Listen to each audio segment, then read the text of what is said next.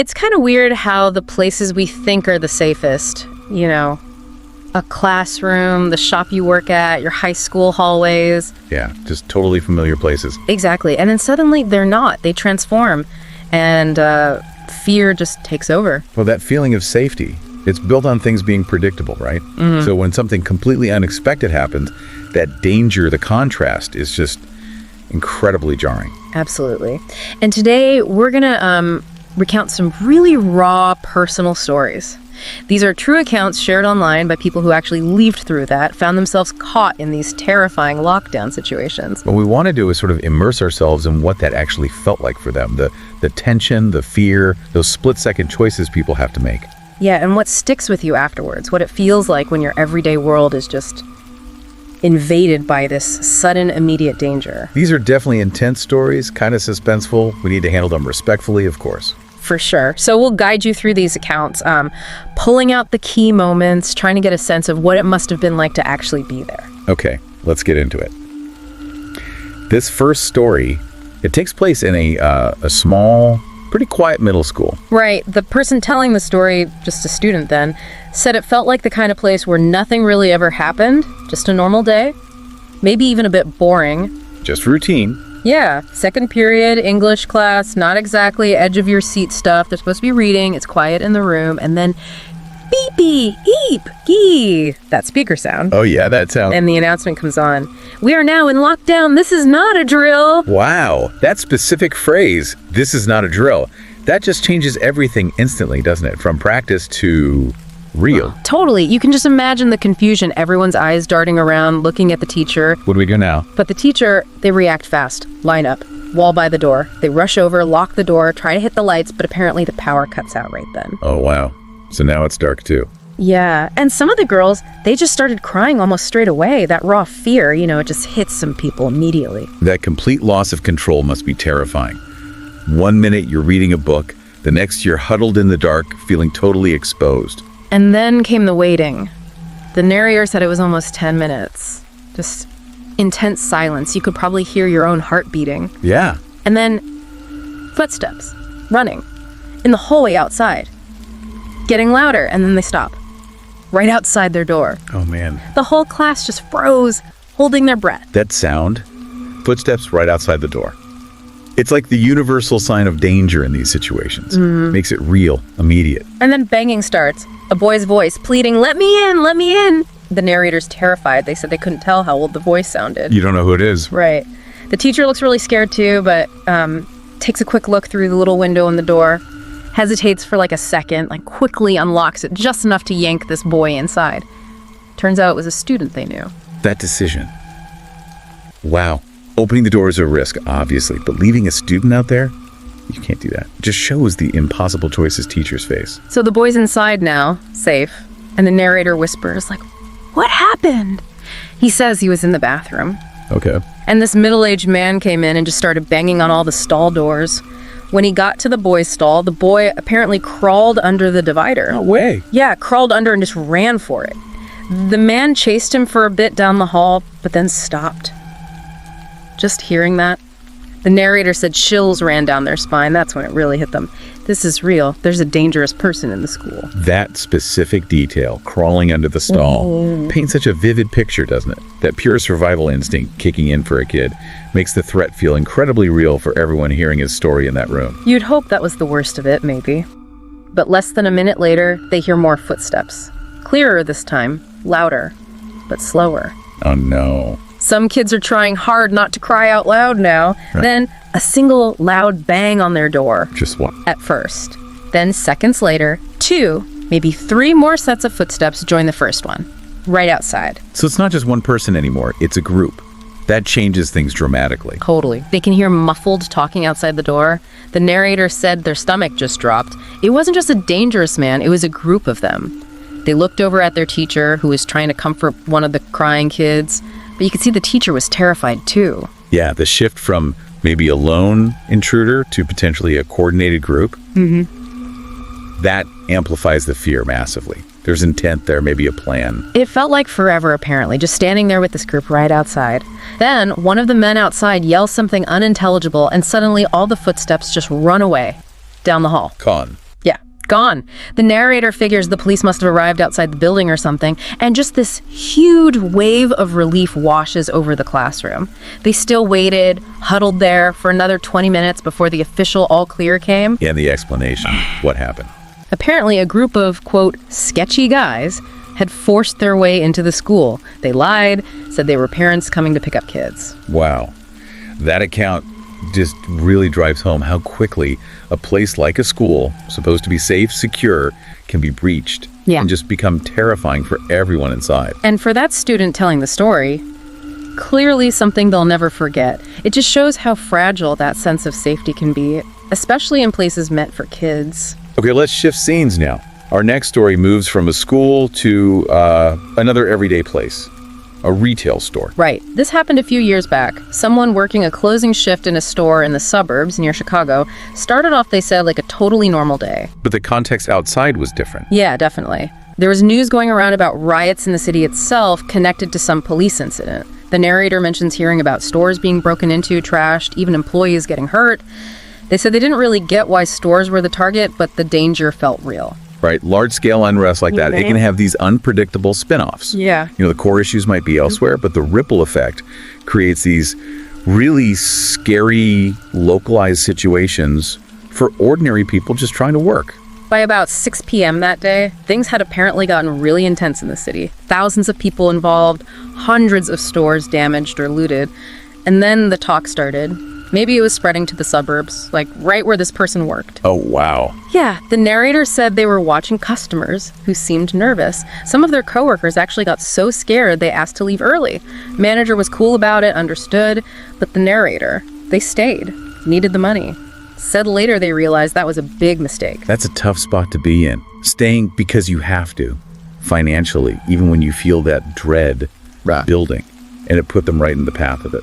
So they're stocking shelves, way in the back, far from the entrance, and they hear yelling outside. Getting closer. Sounds like it. They walk towards the front windows to see what's up, see people running, but it's hard to see clearly with the glare. As they're heading towards the main entrance doors, bam, the intercom clicks on. The manager. Yep.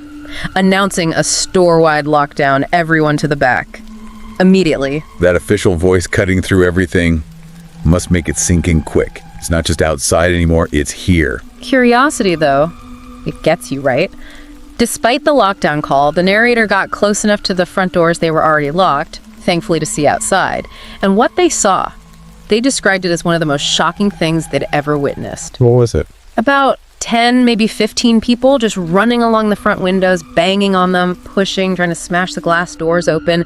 Just pure aggression aimed right at the store. Seeing that kind of focused violence directed right at the barrier keeping you safe, that makes the fear incredibly primal, doesn't it? It's not abstract anymore. Absolutely terrifying, yeah. The narrator said they just turned and sprinted to the back of the store. Other employees, any remaining customers, everyone heading back there. The manager was directing people into this huge refrigerated room. Like a walk-in cooler. Exactly. For deli meats, produce, that kind of thing. Big insulated box, heavy metal door, those plastic flap things inside, they were one of the last ones to get in. Taking refuge in a place like that, cold, sterile, it just highlights how desperate things were. It's a barrier, sure, but you could also feel trapped. Definitely. The manager pulled the heavy door shut, sealed it, and locked it from the inside. The narrator said they felt safe for maybe a second, knowing how thick the door was. But then the fear shifted.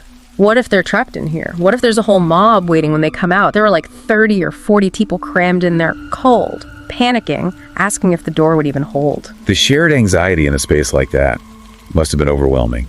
Fear becomes collective, amplified by everyone else's panic around you. The manager was trying to keep everyone calm, but then they started hearing it. Noises from inside the main store area. Oh no. They got in. Sounds like it. Stuff shattering, things falling over, screaming, yelling. The narrator said hearing those sounds for real. It was terrifying. They were physically shaking, and the sounds were getting clearer, louder, moving towards the back, towards their cooler. The threat wasn't just outside anymore. It had breached the store and was now moving through it, searching. Those sounds tell the story of destruction getting closer and closer. And then, footsteps. Right outside the cooler door. Silence for a beat. Then the whole heavy metal door just shakes. Someone was trying to force it open. They found him. Yeah. realized it was locked. Then the yelling started, banging, screaming at them inside to open the door. More voices joined in outside. Someone even yelled, "This is the police, open up!" But the narrator said they knew instantly it was fake. A trick. Wow. That adds another layer, doesn't it? Not just violence, but trying to psychologically manipulate them into opening up. Shows a chilling level of calculation amidst the chaos. This went on, they said, for what felt like forever. Maybe 15 solid minutes of yelling, banging, screaming at the door. Then, gradually, over the next half hour or so, it started to die down. Like their attention went elsewhere. Still sporadic banging now and then, though. Just waiting in the cold. Yeah. Trapped in that cooler for almost an hour total. Finally, the actual police came, cleared the building, and let them out.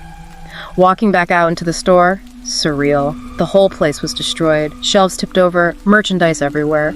Total chaos. Just seeing that devastation must have really hit home how close they came. The physical evidence of the riot, right there after their ordeal hiding in the cold. Apparently, the worst of the violence in the suburbs cleared up overnight, though it continued in the city. The narrator said it was the most intense thing they'd ever experienced. But the main thing was, everyone who hid in that cooler was okay. Physically unharmed anyway. It's just a stark reminder of how big events, like civil unrest, can suddenly create these incredibly personal, terrifying moments for people just doing their jobs. Right. Turns a normal shift into... Yeah, a fight for survival. Okay, our last story today brings us back to a school, but a really different kind of school, a huge public high school, like thousands of students, staff.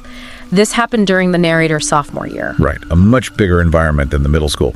Different kind of challenges in a lockdown, I imagine. For sure. So it starts as a normal day, physics class. They were actually doing a project outside the building. Right. The narrator asks the teacher if they can pop back inside quickly to use the bathroom. There was one right near the entrance door they use. Just a quick, normal thing to do. Yeah. So they go inside, head to the bathroom.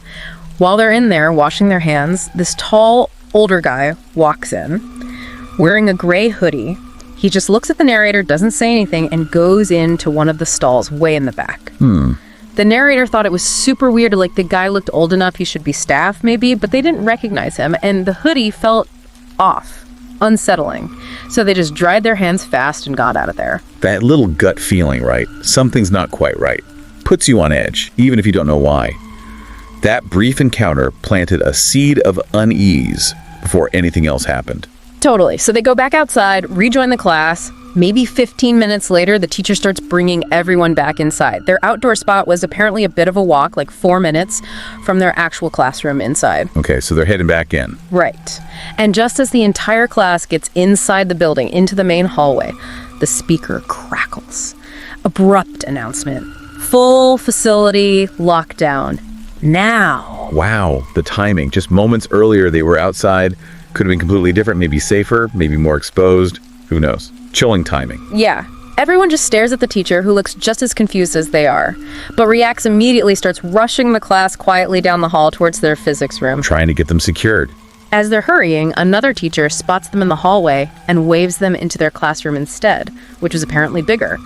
So they all pile in there, sit down against the wall. The two teachers are whispering, trying to figure out what's going on. Good coordination between staff, finding the best immediate shelter.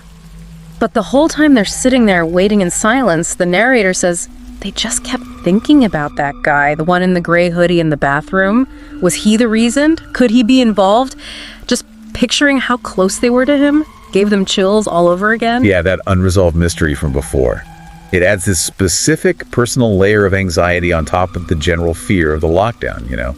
Makes the potential threat feel much more concrete. Only a few minutes pass. Then they hear it. Soft tapping on the classroom window that looks outside. Tapping, not banging. Soft tapping. Both teachers immediately signal for absolute silence. Then, footsteps. In the hallway this time, moving slowly. Towards their door. Then they stop. Right outside. Oh man, that slow, deliberate movement feels like someone's searching, right? Not just running around randomly. Moving with purpose. And then a man's voice yells from the hallway right outside the door. Something like, "It's okay, I know there's a lot of you in there. Just open the door for me." Trying to sound reassuring. That's creepy. Super creepy. And it immediately caused panic inside. Kids started crying, like really loudly, probably loud enough for the guy outside to hear. And his tone changed. He got aggressive, started yelling, swearing, and banging on the door hard. The narrator said it sounded like he was hitting it with a hammer. A hammer. Okay, that changes the threat level again. It's not just yelling anymore, it's active destruction. Trying to break through makes the danger feel so much more real and immediate. Visceral. This hammering, yelling, it goes on for maybe a minute. Seems like longer, I bet. Then suddenly, the person outside the window, the tapper, yells something at the guy by the door. Tells him to stop. They had to leave. Now. A second person. Yeah. At the window. Yeah. And right then, they start hearing police sirens approaching from the front of the school. Okay, so the second person sees or hears the police coming. Is that the idea? Are they working together, or is the window person warning the door person? Lots of questions. Exactly. The guy at the door keeps banging for maybe another 30 seconds, like he doesn't want to give up. But then he stops, and they hear him running away down the hall. The police caught him trying to leave the building. Okay, so they got him. What about the window guy? Never found. Vanished. And here's the other weird thing. When the police released the picture of the guy they caught, the narrator didn't recognize him at all. It wasn't the man from the bathroom, which left the narrator still wondering, was the guy they saw in the bathroom the one who was tapping at the window, who was never caught? The police apparently had a theory the guy they caught was trying to steal expensive science equipment, but the narrator wasn't sure that was ever confirmed. It all felt kind of unresolved. Yeah, so many loose ends. The bathroom encounter, the identity of the window guy, the actual motive. It's all still a mystery. And that lack of closure, that uncertainty, can really stick with you long after the immediate danger is over. Psychologically tough. It really does leave you with that unsettled feeling, right? Thinking about those unexplained bits, like the second guy just disappearing. No, if we kind of step back and look at all three stories, you see these common threads, don't you?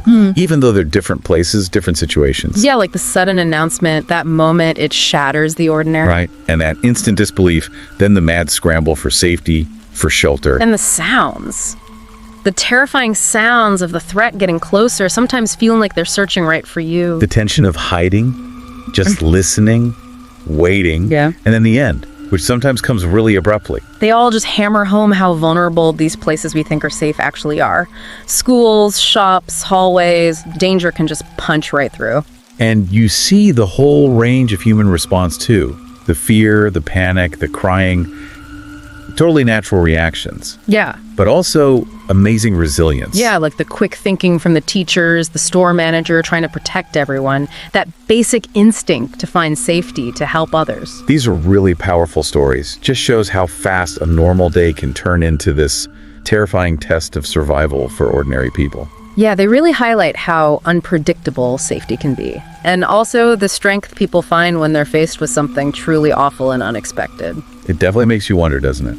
If you were in that moment when everything goes sideways, Yeah. what would you do?